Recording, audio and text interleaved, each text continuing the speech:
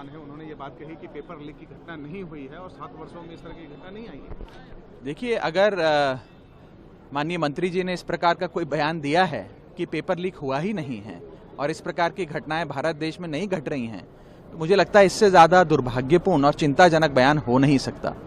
आज इस देश के लाखों बच्चे और लाखों बच्चों का भविष्य अंधकार की कगार पे खड़ा है, क्योंकि पेपर लीक होने की वजह से उनके वर्षों की मेहनत पे पानी फिर गया है।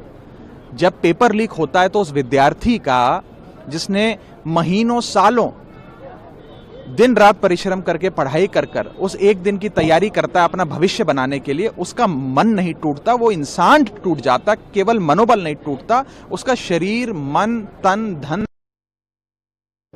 आज उस बच्चे को कितनी चोट पहुंची होगी माननीय मंत्री जी का वो बयान सुनकर। और अगर पेपर लीक नहीं हुआ तो फिर सीबीआई जांच किस विषय पे कर रही है?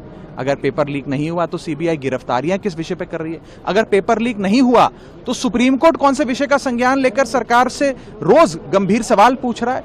इस प्रकार के असंवेदनशील बयान देना, मुझे लगता है कि उन बच्चों के, उन विद्यार्थियों के जिनके भविष्य पर पानी फेरने का सरकार ने काम किया, उनके जख्म को हरा करने, उनके जख्म पे नमक छिड़कने का काम है। इस बयान का हम खंडन करते हैं और खास तौर पे राज्यसभा में अपने वक्तव्य देते हुए मैंने और हमारी पार्टी ने बड़ी मुस्तैदी से इस बात को कहा था कि इस देश में 2 IPL चल रहे हैं। एक होता है इंडियन प्रीमियर लीग, जो गेंद और बल्ले का खेल होता है, और दूसरा है इंडियन पेपर लीग, जिसके चलते पिछले 10 से 15 सालों में हमने देखा इस देश में राज्य का कोई पेपर हो या केंद्र स्तर का कोई पेपर हो, लगातार पेपर लीक होते गए आए हैं, जिससे लोगों का, बच्चों का और सच्चे ईमानदार मेहनत करने वाले बच्चों का भविष्य अंधकार की ओर जा रहा है। इस सरकार को गंभीरता से लेते हुए इसके खिलाफ सख्त कानून बनाना चाहिए और इस विषय को पहले स्वीकार करते हुए उसकी समाधान की ओर बढ़ना चाहिए। इस प्रकार के असंवेदनशील बयानों से बचना चाहिए।